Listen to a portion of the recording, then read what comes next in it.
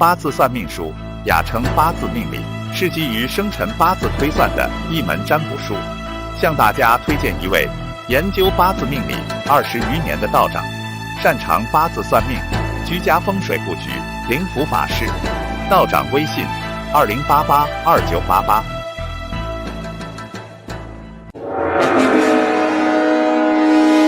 During the Great War, both sides attempted to mount ever larger guns on railway carriages. On paper, super guns make sense. In the siege warfare of World War I, these big hitters were seen as critical in breaking the stalemate. The super gun now can take an enormous round and project it hundreds of miles.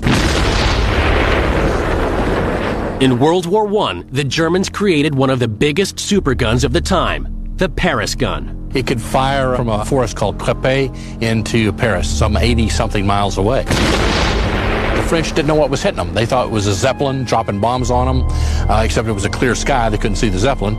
They realized then it was an artillery piece that was shooting at them.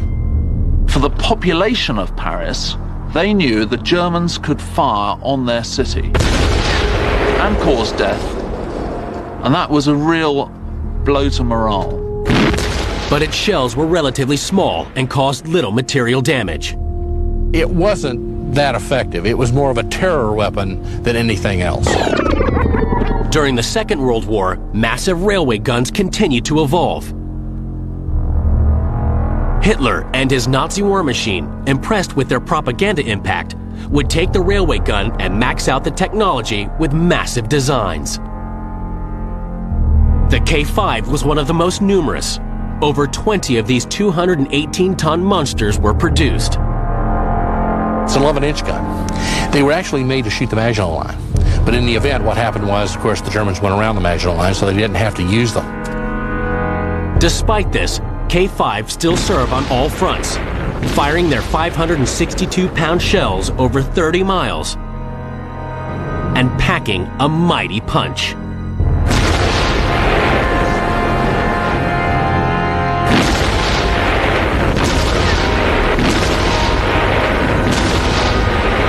In the Battle of Anzio in 1944, the Germans wheeled out the K5 to shell the embattled Allied beachhead. Its firepower would inspire an even bigger flight of fantasy. Those guns were very, very good guns, and they were very accurate guns. The Germans thought, well, if it's good, we can go better. They went out to 800 millimeters, 36 inches. In line with Hitler's maniacal vision, he would order the construction of a monster gun, the largest the world had ever seen. 2 of them were made, called Gustav and Dora, and took 5 years to build. The Dora and Gustav guns are massive guns. They actually had to go across 2 railway tracks in the way that they were transported around. It took 6 weeks, 5,000 men to emplace the gun. It had a firing crew of 500 men. The gun weighed a staggering 1,350 tons, moved on 80 wheels, and was as high as a 3-story house. Despite millions of Reichsmarks of investment, only the Dora saw service in the siege of Sevastopol in 1942.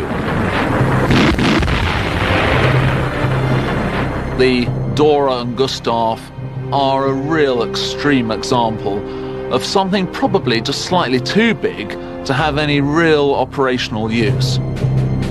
They drained resources and took soldiers from the front line. It had a major general for a gun captain. So in my own little way, I like to think it helped us win World War II. By the end of World War II, railway artillery begins to recede. It is just so big and so heavy that the mobility is probably one of the things that reduces the effect of railway artillery. This didn't stop the United States from building one of the most deadly cannons ever, fit for the nuclear age and designed during the Cold War. 47 tons of metal went into the 280-millimeter cannon Atomic Annie. The result, a gun that fired an 800-pound, 15-kiloton nuclear projectile over 7 miles. History's first atomic artillery shell explosion shot Grable, occurred on May 25, 1953. Annie's nuclear shell burst with precision accuracy over the designated target area, about 500 feet above the ground. When it fired, it caused an explosion equivalent to 15,000 tons of conventional TNT. But it had one fundamental flaw. The problem is, it was meant for Europe. And you can't fire 15 kilotons in Europe without killing a whole lot of Europeans. The other thing about it, it was huge. Remember, when you get off the Autobahn in Germany, the road goes from being this big down to being this big. The other thing about it was, look, the Russians were a lot of things, but they weren't stupid. So they always had this thing targeted. So it's dumb. More than anything else, these maxed-out superguns were ordered for their psychological value, as their astonishing lack of practical mobility and slow rate of fire was clear to see. Ultimately, artillery has two effects on the battlefield. One is psychological. The other is the physical destruction it causes. It could not achieve this without crew drill and the fundamental physics behind gunpowder artillery.